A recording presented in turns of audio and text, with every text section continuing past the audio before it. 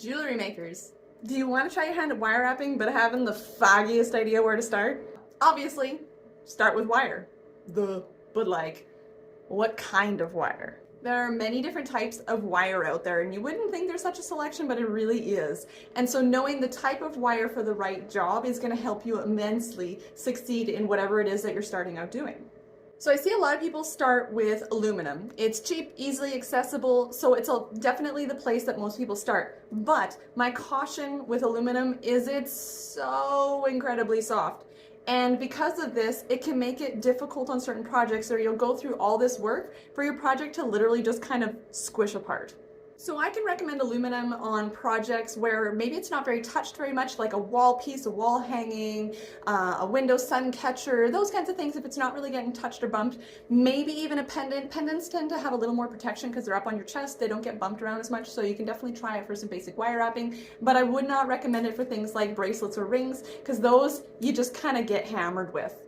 And definitely don't use it for something like on a purse that's going to be a keychain. It's just going to get smushed. So if you're looking to get into jewelry, my main personal recommendation is starting with copper. It's definitely firmer, but still fairly soft, so you're not going to hurt your hands while you're working, but it is at least going to hold the shape fairly decently for whatever project you're doing. So the last wire that a lot of people gravitate towards is silver, of course. It's beautiful, classic, timeless, and most people aren't allergic to it, so it's understandable why people would want to use it. But I only recommend this once you feel like you've fairly well mastered the basics using copper wire. So there's a few reasons for this. The first one being cost. If you screw up using this, it can cost you a pretty penny. The next is it's actually not very beginner friendly. Aluminum and copper both are very forgiving. So if you kind of put something somewhere and you don't like it, you can undo it and redo it. And you can usually do this a couple times before it'll snap. Silver, if you undo something, now you got a kink and you're kind of stuck with that kink, and if you try and redo it, it might snap. It's very brittle.